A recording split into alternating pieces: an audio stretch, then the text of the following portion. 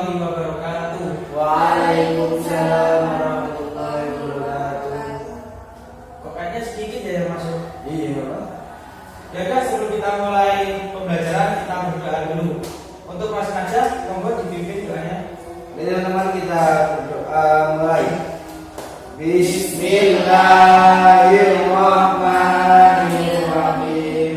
Raditu billahi rabban wa bil islami dinan wa bi Muhammadin nabiyyan wa rasulan. Rabbi zidni ilma warzuqni fahma. Amin ya rabbal alamin.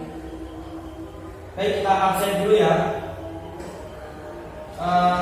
Yang pertama Novana Triosari, kemudian Kaimatul Jannah, Yola Rizky, gimana? Sakit. Ketua kelasnya siapa? Saya. Mas Najah. Ada suratnya nggak Mas? Nggak ada, Pak. Mungkin bisa di Kalau nggak ada suratnya ini di alfa ya. Lain kali kalau ada yang nggak masuk itu pakai surat ya. Kemudian ada yang belum dipanggil. Saya. Oh iya, saya sendiri. Iya ya.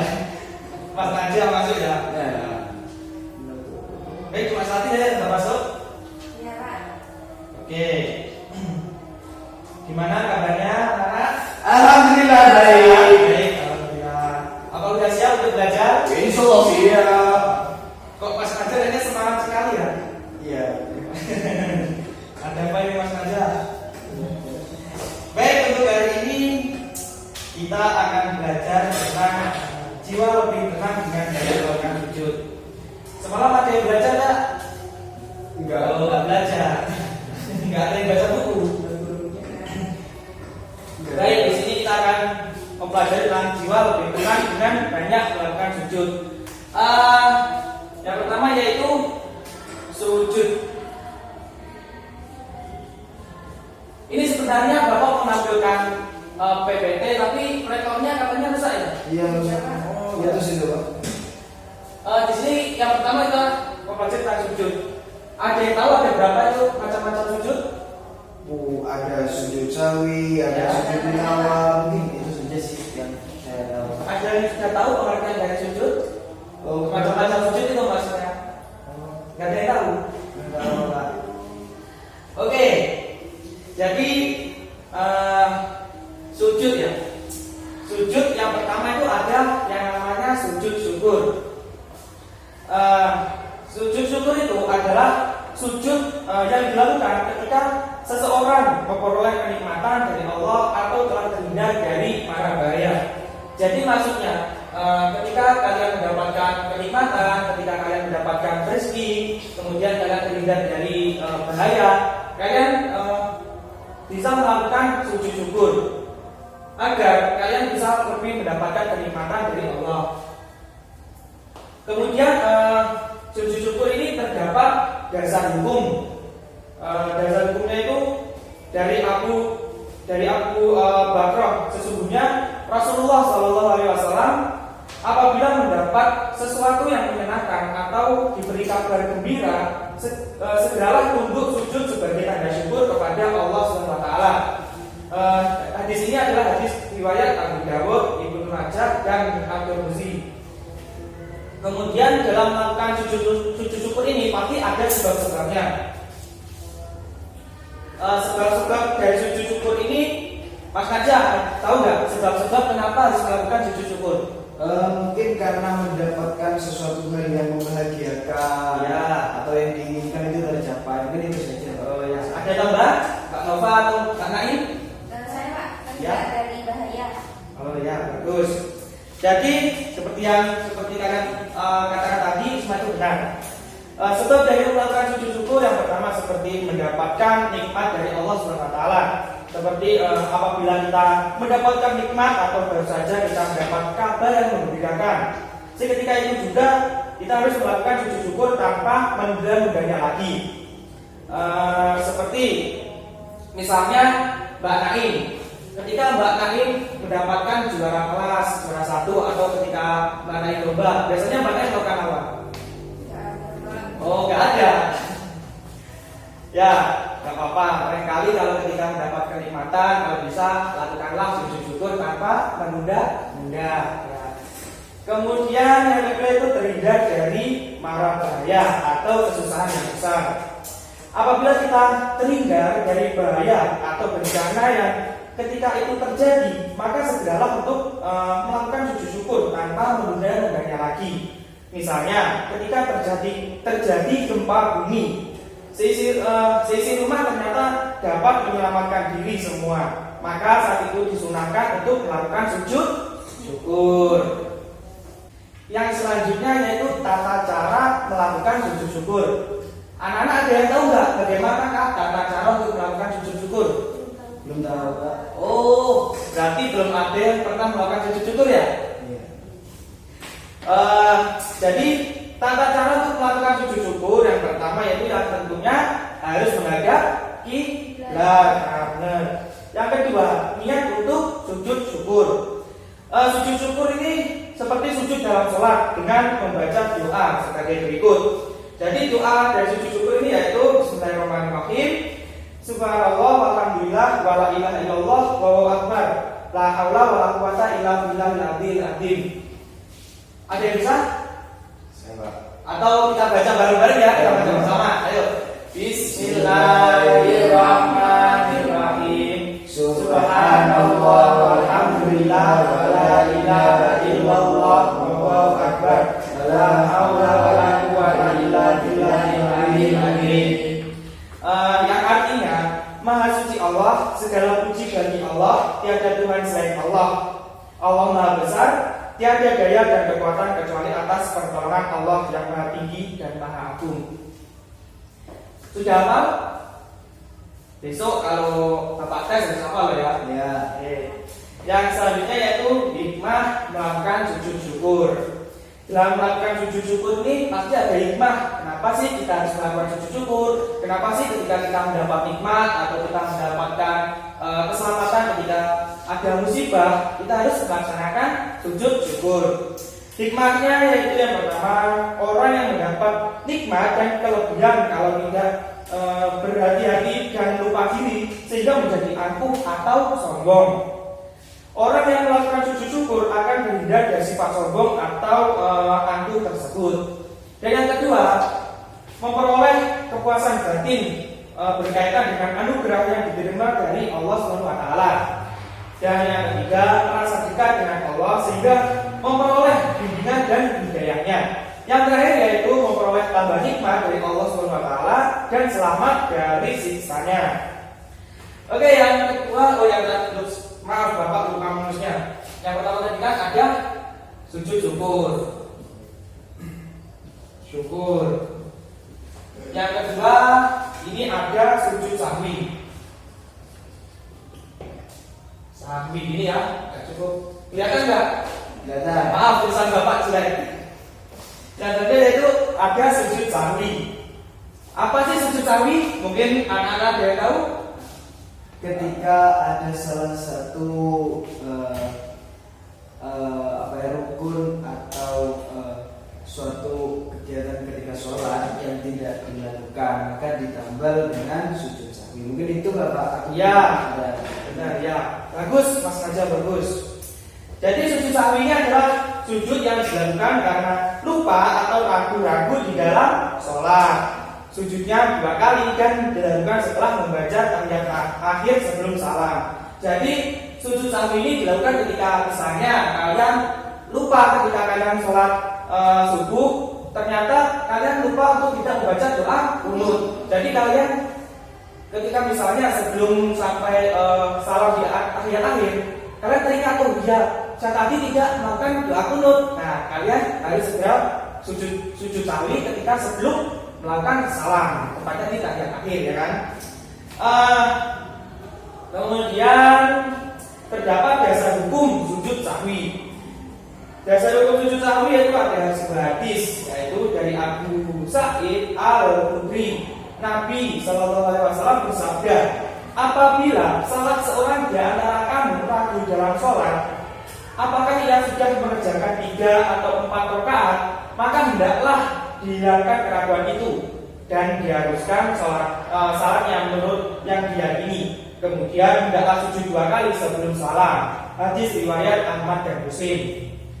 Yang selanjutnya dalam melakukan sujud sahwi kan yang tadi ada sebab-sebabnya. Yang sebab-sebabnya ya tadi itu yang pertama lupa meninggalkan salah satu rukun sholat seperti lupa melakukan ruku, i'tidal, sujud atau doa qunut yang tadi. Tapi doa qunut ini hanya waktu sholat subuh saja. Yang kedua, lupa atau ragu jumlah rakaat. Misalnya seperti Mbak Nova ketika melakukan sholat zuhur.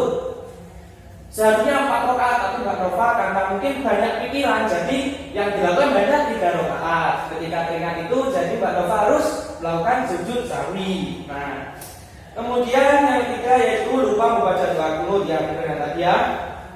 Kemudian lupa melakukan tasyahud awal. Dan yang terakhir kelebihan ataupun kekurangan rakaat tadi sudah Bapak jelaskan. Yang kemudian yaitu tata cara dalam melakukan sujud sahwi. Terdapat cara-cara dalam melakukan sujud sahwi, tidak hanya syukur-syukur sujud. Sujud sahwi dilaksanakan sebelum salam apabila orang yang sedang sholat lupa akan bilangan sholat yang sedang dikerjakan atau lupa tidak melakukan tahiyat awal dan baru ingat sebelum dia salam. Kemudian setelah selesai membaca tahiyat akhir, langsung sujud lagi dengan membaca Subhanallah yang namu ala yasmu. Ada yang apa? Hafal ya? Bapak yakin pasti semuanya sudah hafal. Yang artinya itu Maha Suci Allah yang tidak hidup dan tidak lupa. Subhanallah yang namu ala yasmu. Artinya Maha Suci Allah yang tidak tidur dan tidak lupa. Kemudian bangun dari sujud disertai dengan mengucapkan takbir. Yang ketiga, kemudian duduk sebentar lalu takbir dan dilanjutkan sujud lagi dengan doa yang sama dengan sujud yang pertama. Jadi ketika kalian melakukan sujud sahwi ini seperti sujud dalam sholat.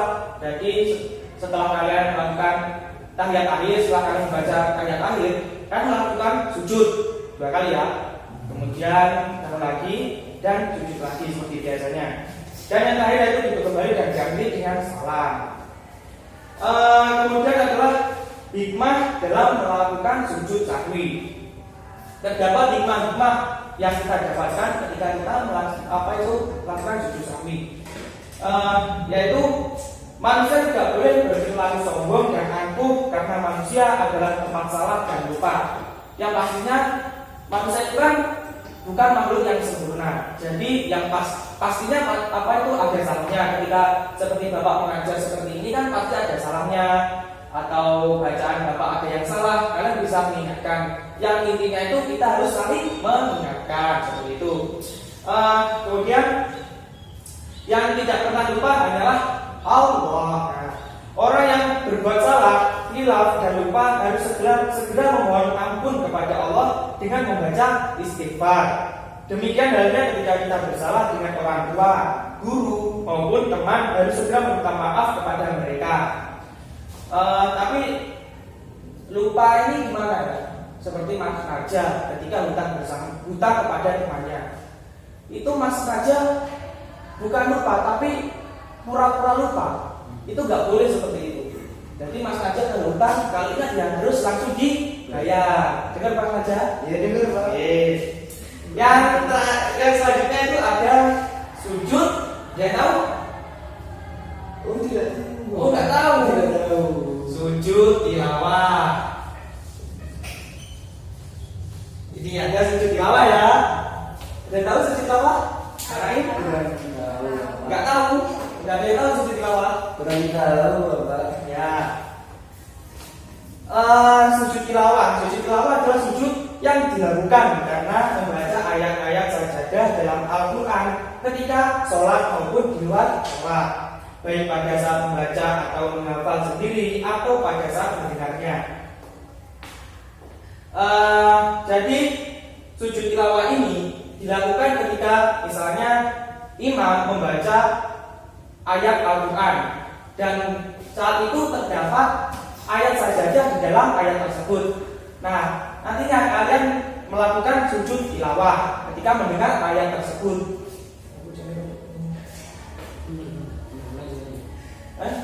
Ya, apa Mas Hasan? Mungkin bisa dilanjut loh Pak. Oh ya, dari sini sudah paham ya? Oh, Oke. Kemudian yaitu dasar hukum sujud tilawah. Sujud hukum melaksanakan sujud tilawah adalah sunnah sebagaimana hadis Rasulullah SAW berikut ini. Dari Ibnu Umar, sesungguhnya Nabi Muhammad pernah membaca Al-Quran di depan kami. Ketika bacaannya sampai pada ayat sajadah, beliau takbir lalu sujud, maka kami sujud bersama beliau. Hadis riwayat Tirmizi. Kemudian sebab-sebab dalam melakukan sujud tilawah. Terdapat sebab-sebab sujud tilawah dilakukan karena pada saat membaca atau mendengarkan bacaan Al-Quran menemukan ayat-ayat sajadah baik pada saat sholat maupun di luar sholat. Adapun di dalam Al-Quran itu ada ayat sajadah yang ada di dalam Al-Quran berjumlah 15, yaitu kalian bisa catat biar tahu ya. Catat, nanti kalau ingat-ingat pasti lupa. iya. Yang pertama itu ada Quran surat Al-A'raf ayat 206. Yang kedua ada Quran surat Ar-Ra'd ayat 15. Yang ketiga Quran surat An-Nahl ayat 49. Yang keempat Quran surat Al-Isra ayat 109. Yang kelima ditulis ya. Iya, Pak. Rame loh. Nah,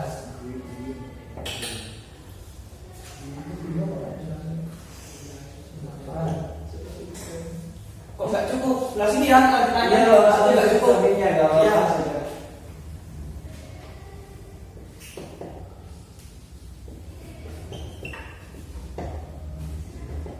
Oh, salah kurangnya nanti mana ya? Oh itu, betul ya, maaf.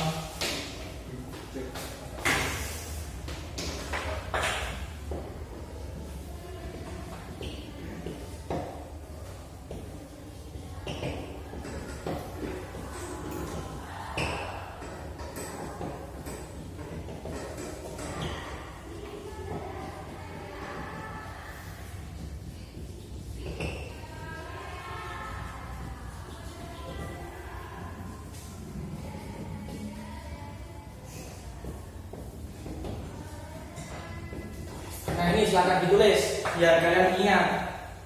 Iya Pak. Jelas kan tulisannya? Jelas. Dulu cuma 15 ya Pak. Iya cuma 15. Iya. Cuma 15. Nanti bisa dicek langsung di Al-Quran, dibuka Al-Qurannya ya.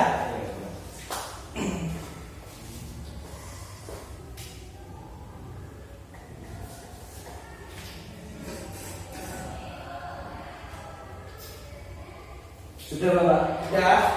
Baik. Sampai mana tadi ya? Oh sampai iya jumlahnya ini. Kemudian syarat-syarat dalam sujud tilawah. Terdapat syarat dalam melakukan sujud tilawah. Yang pertama itu yang pastinya suci dari hadas dan najis. Yang kedua menghadap kiblat dan yang pastinya menutup aurat. Nah, benar sekali. Kemudian rukun sujud tilawah. Yang pertama yaitu niat, kemudian takbiratul ihram, yang ketiga sujud satu kali dengan diawali bacaan takbir. Yang keempat duduk setelah sujud dengan tumakninah tanpa membaca tasyahud.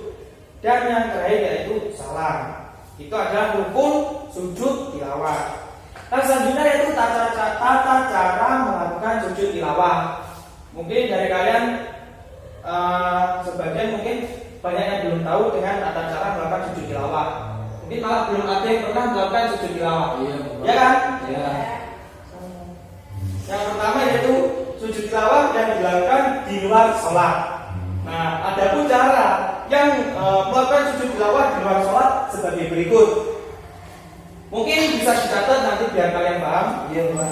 Yang pertama yaitu berdiri menghadap kiblat. Yang pastinya menghadap kiblat. Dan selanjutnya berniat melakukan sujud tilawah. Yang ketiga takbiratul ihram. Kecepatan enggak? Jangan coba Pak. Yang ketiga tadi takbiratul ihram. Takbiratul ihram. Ya. Yang keempat, sujud 1 kali. Pada saat sujud membaca doa. Ada yang tahu gimana doanya? Kurang hafal, Pak. Mungkin bisa dibaca. Ya, jadi doa dari sujud sujud tilawah, yaitu saya bacakan sambil saya tulis biar kalian tahu bagaimana tulisan dari doa ini. Bismillahirrahmanirrahim. Doanya yaitu sajada wajhiya lillahi falaqahu wa sawwarahu wa syaqqa sasahu wa basarahu bi hauli wa quwwatihi. Pas aja apa ya? Enggak, belum hafal. Saya tulis nanti ditulis biar hafal.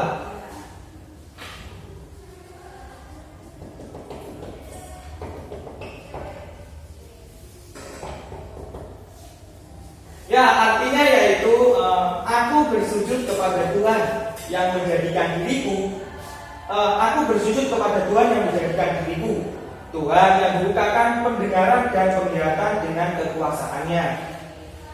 Kemudian tadi nomor berapa? Berapa? 5 ya?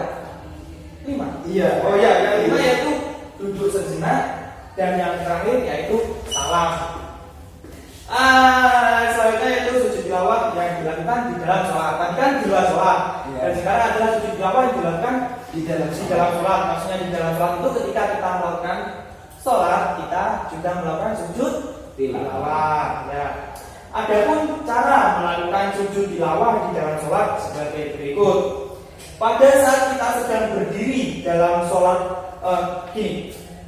pada saat kita sedang berdiri dalam sholat membaca ayat sajadah atau imam membaca ayat sajadah, kita langsung melakukan sujud sujud 1 kali dengan membaca doa sujud tilawah, doanya yang tadi. Setelah selesai melakukan sujud tilawah tersebut, kita langsung berdiri lagi dan melanjutkan sholat kembali. Ya, kan? Paham kan? Iya, Pak. Yang selanjutnya yang terakhir yaitu hikmah melaksanakan sujud tilawah. Yang pertama, dijauhkan dari godaan setan. Yang kedua, lebih menghayati bacaan dan makna Al-Quran yang sedang dibaca. Yang terakhir yaitu mendekatkan diri kepada Allah SWT. Baik, itu adalah materi kita hari ini yaitu tentang sujud. Sudah apa kan? Sujud aja dan tidak ada sujud. Ada sujud syukur, kemudian ada sujud kaki dan sujud tilawah. Kalau misalkan pertemuan depan Bapak suruh praktek, apakah ada yang bisa? Insya Allah bisa, Bapak. Harus bisa loh ya. Ya. Oke. Dan selanjutnya gimana? Apakah ada pertanyaan? Mungkin sudah tidak ada, Bapak. Kalau nggak ada pertanyaan, Bapak yang bertanya. Oke. Gak apa-apa. Benar gak ada pertanyaan? Kalau nggak ada pertanyaan, Bapak yang bertanya. Ini apa itu? Kita bisik-bisikan. Apa bahasa Cepat-cepatan. Cepat-cepatan ya. Nanti siapa yang cepat akan mendapatkan bonus nilai. Mau hadiah apa bonus? Nilai. Sama Bapak, hadiah juga gak apa-apa. Bapak nggak tahu apa-apa. Oh iya, Bapak. Jadi Bapak kasih pertanyaan, nanti siapa yang paling cepat menjawab, Bapak kasih tambahan nilai. Oke? Siap. Nah, bentar, Bapak siapkan pertanyaan. Ini pertanyaannya apa itu? Cerita saja. Nanti ada abjadnya, tinggal ingat-ingat ya. Pertanyaan pertama, sudah siap? Oke. Ini apa itu namanya? Didengarkan baik-baik karena ini adalah soal cerita.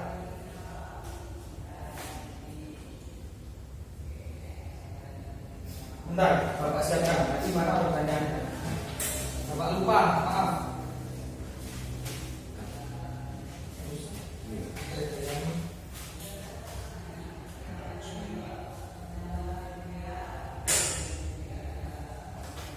Nah, ingatkan ya, dari Bapak bacakan. Kita cepat-cepatan.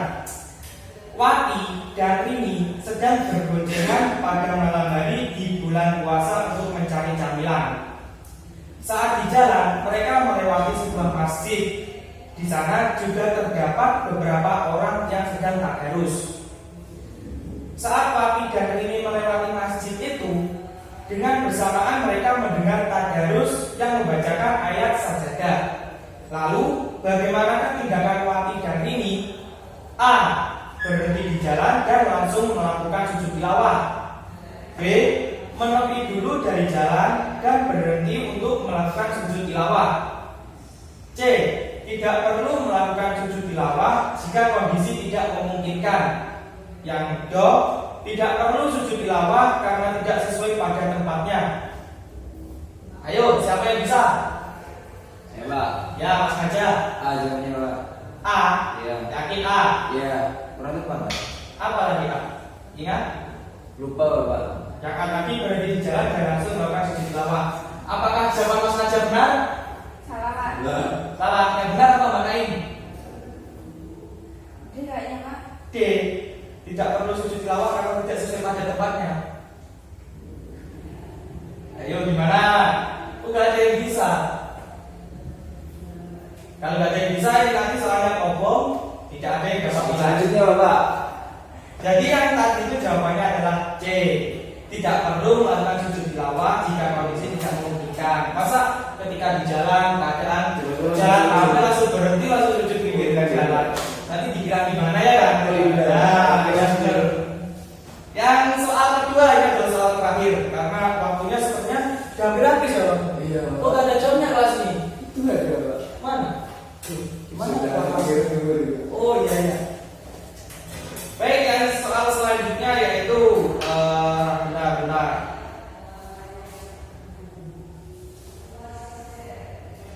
Rudi sedang melaksanakan sholat subuh sendirian di kamarnya. Mungkin karena Rudi masih mengantuk, dia pun lupa membaca doa kunut. Untungnya dia teringat dan melakukan sujud sahwi sebelum salam. Hikmah dari kejadian tersebut adalah A. Jangan begadang agar ketika sholat subuh tidak mengantuk. Yang B. Tidur yang cukup agar tidak mudah mengantuk. Yang C. Manusia adalah tempat salah dan lupa. Yang D. Manusia harus istirahat cukup agar tidak mudah mengantuk. Ayo yang mana? Pak. Ya, Pak Naim. Yang C. Manusia Adalah tempat salah dan lupa. Ya, benar sekali. Namanya siapa? Naimatur. Absen berapa? Absen 2. Absen 2. Naimatur. Oh iya. Baik, sudah cukup? Tidak ada pertanyaan lagi? Sudah cukup Bapak. Alhamdulillah. Jadi ini Bapak sedikit kasih tugas ya. Jadi tugasnya itu hanya simpel saja. Ini dikumpulkan pertemuan selanjutnya. Tugasnya adalah kalian mencari 3 contoh dari apa itu namanya sujud tilawah di kehidupan sehari-hari. Ya, besok pertemuan berikutnya dikumpulkan. Baik, cukup pertemuan kali ini. Semoga materi yang kita dapatkan bisa bermanfaat. Amin. Sekian dari Bapak. Jika ada kesalahan Bapak mohon maaf. Wassalamualaikum warahmatullahi wabarakatuh. Waalaikumsalam.